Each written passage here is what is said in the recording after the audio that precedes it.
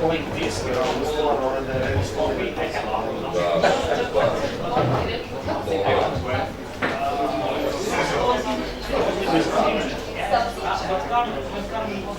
I think KFC vrlo interesantno.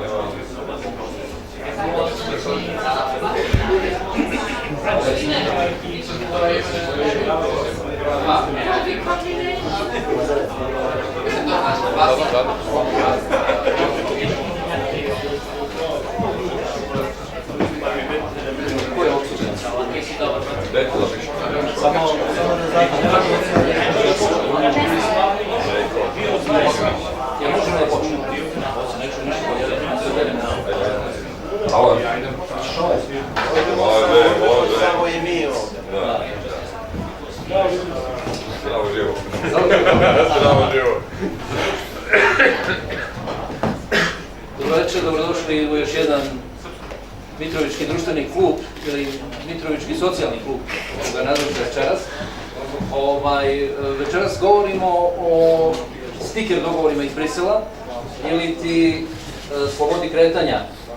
Miodrag Milićević, izvršni direktor nevladine organizacije Aktiv, potpredsjednik Savjeta za inkluzivno upravljanje Špepin Gaši je tu večeras sa nama i moj kolega, inače analitičar iz Niša, Mustafa Skenderi. Dobro večer i vama, dobrodošli. Ajde Miško, od tebe da krenemo ili da vidimo ovu posljednju informaciju koju smo dobili večeras, da je primjena sporazuma o registarskim tablicama koja je bila najavljena za danas odložena dok se ne ispune tehnički detalji sporazuma. Hvala Željko, dobro večer svima.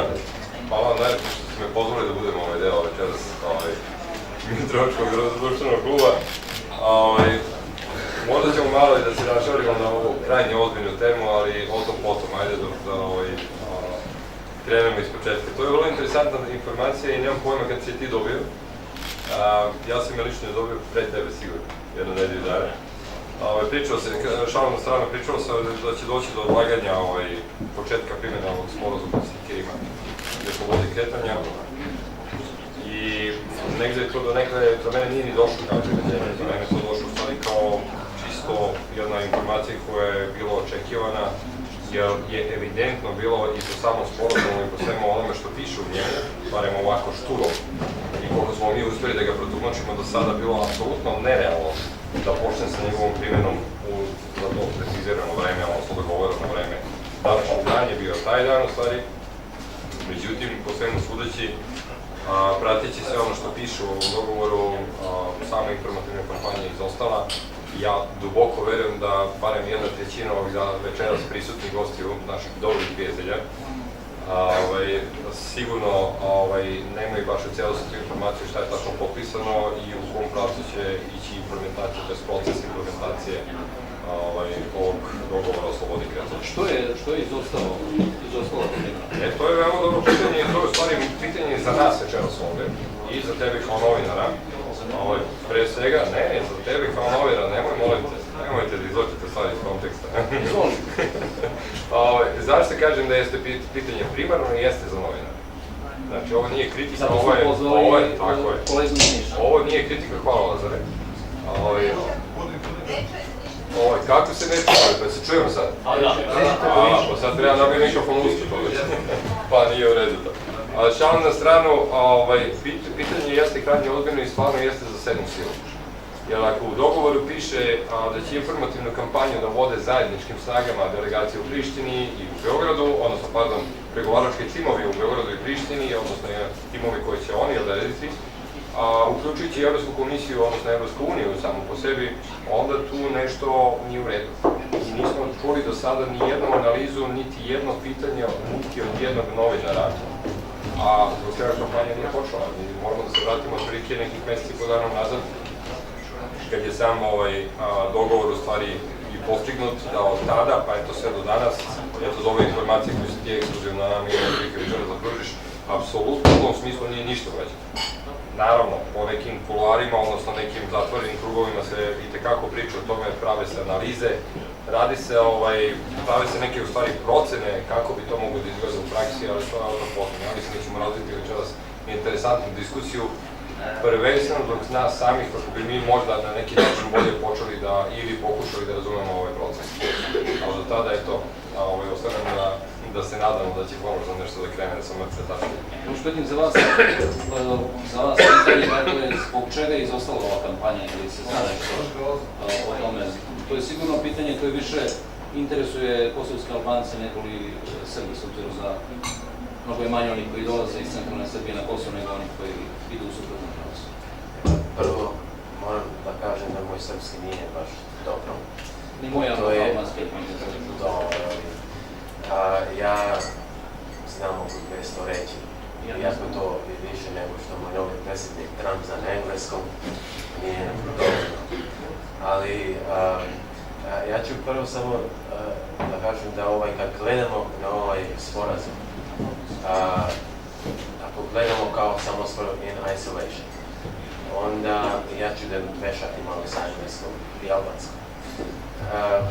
Onda izgleda kao neki sporazum koji su napravili neki deca iz osnovne škole iz Globovac i Progovac. Sjeli zajedno i napravili su to. Zašto došli iz Globovac?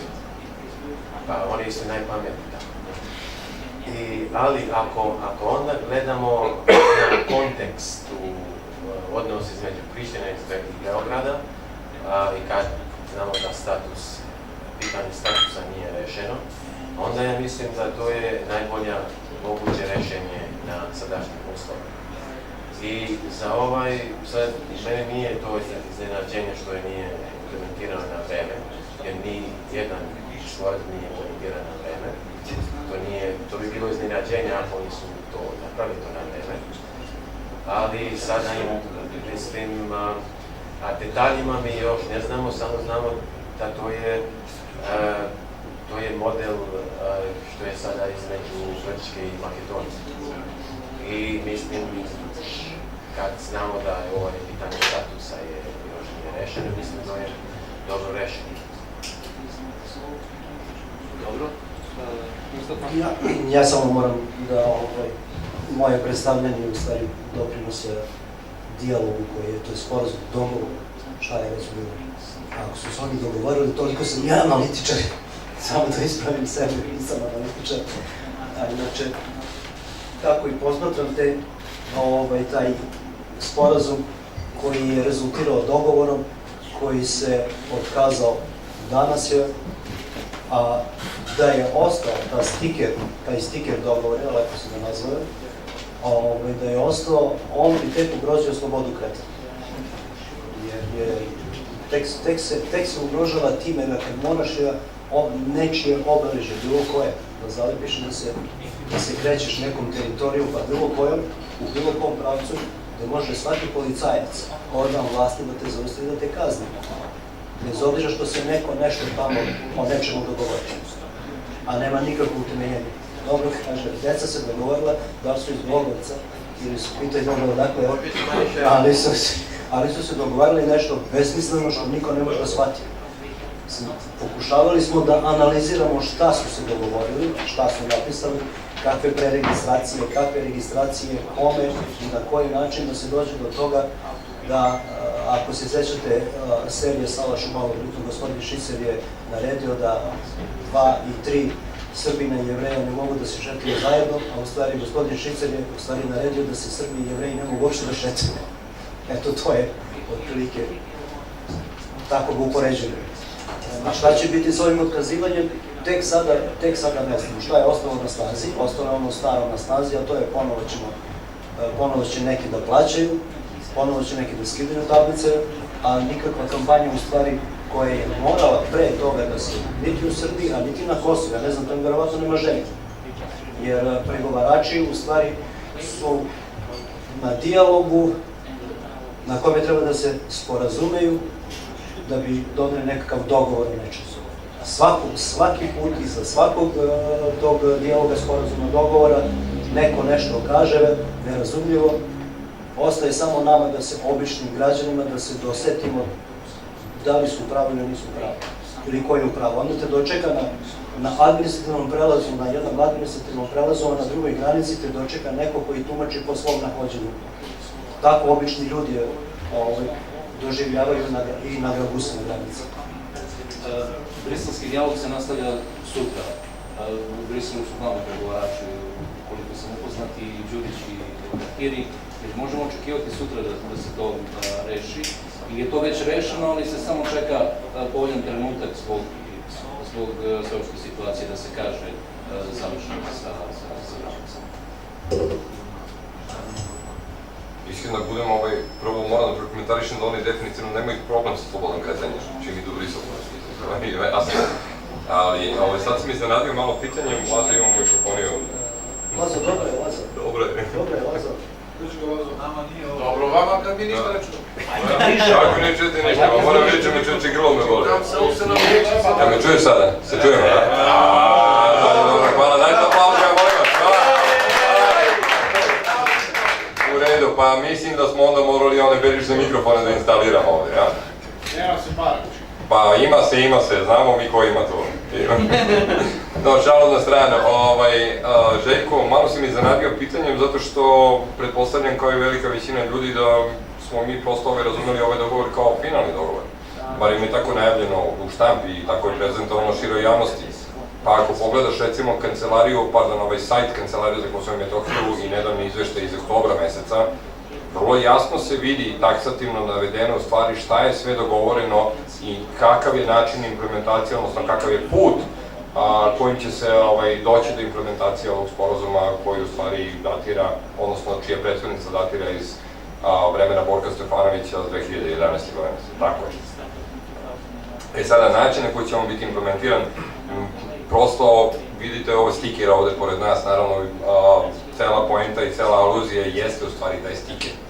I negde sam nedavno pročitao u nekom tekstu da se traži odgovarajuće adhesivno svojstvo za lepljive trake koje će biti korišćene na tablicama i mislim da je to zaista prosto i suludo negde dokle ta neka analiza prosto eto tih nekih adhesivnih sredstava, lepljivih traka ide. Čini mi se da će negde tražiti otprilike da one ne budu proizvedene u Kini, pa da ponegde da budu odgovarajuće debljine, širine, odgovarajuće proizvođače i tako dalje. Da se vratimo mi na suštinu problema, ako mogu tako da ga nazovem. Suštinski ovaj problem na neki način i donekle rešava slobodu kretanja, tu pre svega mislim na kosovske Albance i kosovske Srbe, naravno one koji gravitiraju južnije od Ibra, koji će slobodno moći da se kreću sada Srbijom, odnosno preko teritorije Srbije, i to je u redu, to je proces u stvari i deo procesa normalizacije odnosa između Prištine i Beograda. To je u redu, međutim ostaje opet ta nepoznanica što se severa tiče i kakav će status svega onoga što trenutno egzistira na severu biti u budućnosti. Tu negde u stvari dovodimo do suštine problema, gde siguran sam ogromna većina građana ovde sa severa ne razume niti zna šta će tačno se dogoditi. Svi negde pretpostavljaju da će te tablice biti ukinute. Znači, to je... Ja sad pričamo o tablicama koje imaju oznaku gradova sa Kosova izdati od strane Republike Srbije, znači Priština, Kosovska Mitrovica i tako dalje. Šta je suština sada? Znači, da li će te tablice, to je pitanje običnih građana, ne samo Kosovskoj Mitrovici, nego šire, naravno, šta će biti sa tim tablicama? Da li su i te tablice prosto deo ovog procesa, da li će biti deo procesa sa stikerima, ili će to u stvari biti deo procesa zamene istih za kosovske ili RKS tablice. Znači, to je pitanje. A sad ja mislim, otvorit ćemo malo širu debatu nakon toga, dolazi se u stvari do suštinski najbitnijeg problema, a to su u stvari lično dokumenta. Da biste vi uopšte došli u poziciju da registrujete vaše vozilo, vi morate da posjedujete odgovarajuće dokumenta, lična dokumenta koji će dokazati u stvari da ste vi deo sistema i da kao takvi imate potpuno pravnu osnovu da registrujete jedno vozilo, da platite osiguranje i tako dalje. Ali ajde, ja bih volio da čujem i interpretaciju i Špetinu, naravno i Mustafinu na istu ovu temu, da čujemo donekle, možda ima i malo možda nekog različitog stava, mišljenja i tako dalje, da vidimo kako će išlo. Hoće li ljudi na severu zadržati ove registarske oznake koje imaju sada? Dakle, sa tvrđa tabla nekako znači. Pa sada kao svaki drugi sporazum i to ne znamo, nemamo detalji. I to što mi čujemo, uvek čujemo dve interpretacije. Đurić ima neku drugu, ili neka druga interpretacija. i to je bilo za svaki sporazum i to mislim da do sada to što smo učili je da proces dijaloga može da budu pomislen, ali sporazume treba da bude precizno i jasno ako hoćemo da implementiramo. To što sam čuo iz Priština, što kaže da oni su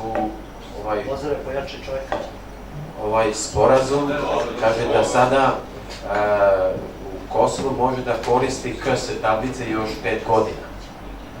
I kosovska vlada kaže da nema tamo neki rokovi, ali da i Srbi iz severa treba da uzme kosovske tablice, ali može sa KS. Ali to je interpretacija, a u stvari srpska vlada nije rekao da to nije tačno. I to što mi čuli smo, to što znamo da oni su dogovorili u Brisel da i Srbi na sever trebaju da uzme kosovske tablice, a samo ne znamo kako. Da, znaš šta, Šmeti? Najverovatnije je da je dogovor onakav kakav su ga i već donali. Morat ćete najverovatnije te tablice da pređu na KS tablice, da registracija se nikada ne pominje pre registracije u stvari, ono što je najbolje. Pokušali smo danas dosta miškom da analiziramo ili interpretiramo ono što je napisano. Najverovatnije će u nekom momentu, sad se već pomera ono što nije jasno, kosovske tablice važe još 5 godina. Od 15. januara 2017. godine morat će da se registruju vozila, što znači sva vozila gradova na Kosovu izdatih u Srbiji morat će da se preregistruju, ne samo Kosovska Mitrovica, nego će morati da se preregistruju na kosovske tablice. I to će najverovatnije da se desi. Ovo je samo kupovina vremena, upravo što pričamo ne mogu da se dogovore oko adhezivnih svojstva ovih naletnica, kupovina vremena kako će to da reši i da li će uopšte nekakvu informativnu kampanju da sprovedu umeđu vremena, da stavimo šalu na stranu i sve ovo ostalo. Jer druge nema, to mora da se sretne, na ovaj ili na onaj način. A najverovatnije bit će ono što čitamo svakog dana, samo će ponovo da se odloži. Možda se i 15. januara odloži. Sve će da se prati kakva je situacija u sredini. Onda gde će najviše da ima ljudi koji će da pogoditi. A s druge strane, opet vam mislim, znaš da ja sam sam svojevremeno plaćao 2 registracije.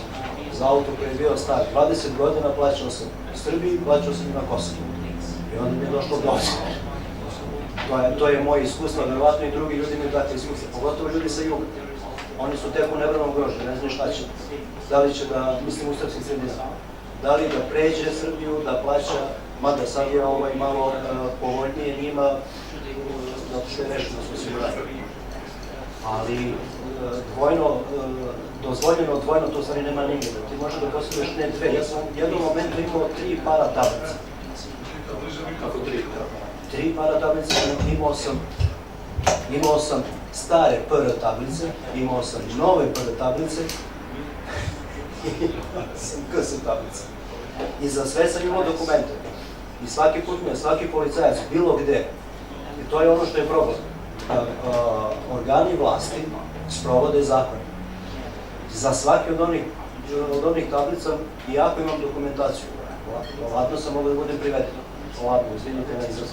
Ali sam mogao da budem priveden, zatvoren, dok se ne utvrdi odakle je to. A onda ovaj ne priznaje, onaj ne priznaje. To je ono o čemu pričamo. Jedno je što se oni dogovaraju. Ja mislim da se zaista dogovaraju ne diletantski, na nekom nivou osnovne škole. Da i ja ovo, pa mi ćemo ovako, ništa nije utemeljeno ni u jednom ustavu, nije da je nazovem zemlje ili pokrajine ili kako god je, ništa od toga nije utemeljeno. Nema nikakvih osnova da se ovako ide. Sad pogotovo sa ovim naletnicama. Dobro, Miško, ti si pomenuo ova dokumenta, da li dogovor o tablicama podrazumeva da će Srbija priznati i kosovska dokumenta?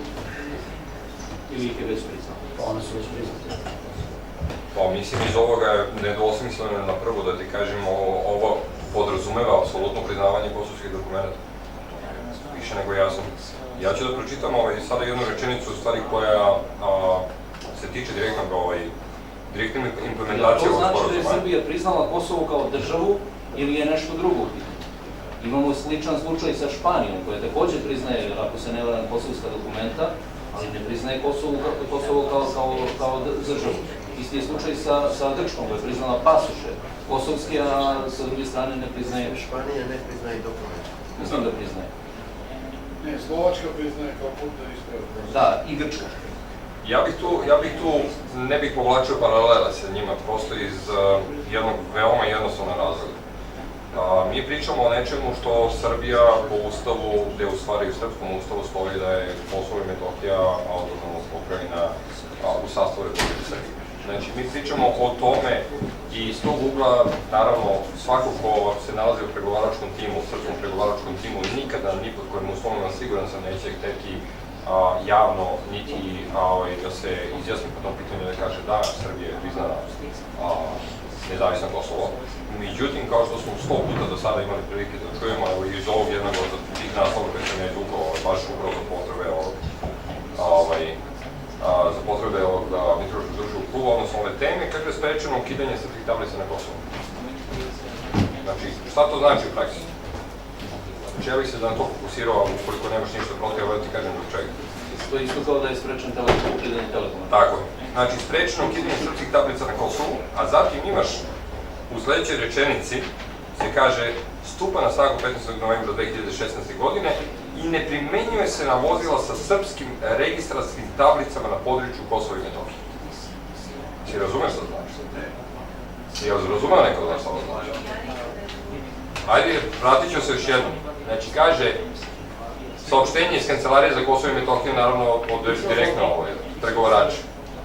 Znači, sprečeno ukidanje srpskih tablica na Kosovu.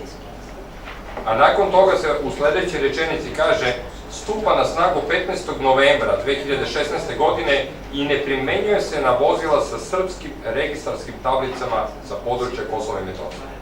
Dakle, odnosi se samo na kosovske. Znači, mi sada pa tako je. Srpske tablice i centralne Srbije. Ovo je pitanje, ovo je u stvari nešto naslanjam se na ovo što je Špeti malo čas rekao i to je ono što se zove construction ambiguity, ili ti konstruktivna dvosmislenost, gde u stvari svaka od strana uključena u ovaj proces na sebi svojstven način koristi prostor i interpretira jedan isti dogovor. Znači, po meni lično, ova interpretacija, ja verujem da ćemo otvoriti vreme za pitanja, nedvosmisleno ukazuje na to da se ovo isključivo jedino odnosi na KM, na PR i na ostale tablice koje su dalje naravno u opticaju i koje se izdaju od strane Republike Srbije i koje su, ako ništa drugo, ja ih tretiram kao validne iz prostog razloga, ne zato, ne mislim na Kosovo generalno, nego kao validne zato što ih jedna legitimna država izdaje zvanično, za što vi kao građanin Kosova plaćate osiguranje i sve ostale pripadajuće takse kako biste bili prosto u mogućnosti da vozite takav auto. Da, ali Miško, imaš s druge strane, u nastavku imaš da je sa Kosova od 15. januara 2017. godine će morati da se registruju Tako je. Na tablice koje izdaje kosovski autoritet, kosovske vlasti. Ništa ovo ne govori da je sprečeno nešto. Sprečeno je u ovom momentu. Ali odmah je dole u nastavku gde piše da će morati da se registruju. Da li će biti KS tablice ko što je izabirali ili KS tablice. Uopšte ne garantuje da je sprečeno, možda je sprečeno za sledećih mesec dana, dva. Ako tako gledamo. Čak i ovo otkazivanje primene nalepnice, i to je. Dobro, možda su i pregovarači došli do ovakvih zaključaka i trebalo im još malo vremena da Ja bih samo nešto dodao. Ja mislim da je to nešto drugo pitanje, izvinjam nešto. Ne mogu da se dogovore ko će da štampa nalepnice. I ko će da ih postavlja, ja stvarno ne znam ko će da ih postavlja nalepnice. Pošto možda se oni dogovorili, a ne smijem sam, kršim zakon. Samo da kažem da znamo, to je sporazum slobodne pretnade, to je modifikacija. Znam, prvo mi smo imali za lične karte, onda roba, onda sada imamo, to je modifikacija. Ja mislim da oni će da razgovarati o tome opet.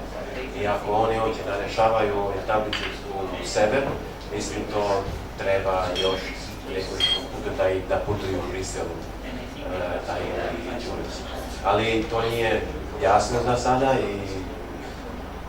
ali da vidimo. Ja moram da dodam nešto moram da pročitam nešto što sam pročitao, to jest izvukao iz Tahirijeve izjave. To kaže, Tahiri kaže sledeća stvar, da je dogovoreno da od novembra počne sa radom Kancelarija za civilne registre i statusna pitanja i da se krene sa izdavanjem kosovskih državnih dokumenta za sve građane Kosova, uključujući i Srbe sa severa Kosova. Pazi, to je nešto što je takođe u izjavi njenoj. Mi imamo naravno celu tu priču, to nije sporno ništa, ali ti moraš recimo u opštini Leposavić moraš da registruješ auto. Znači ti moraš da dođeš naravno u Kosovsku Mitrovicu, ovdje ako ćemo sada da pričamo o tom procesu preregistracije, moraš da imaš jasno upustva kako ćeš to da uradiš.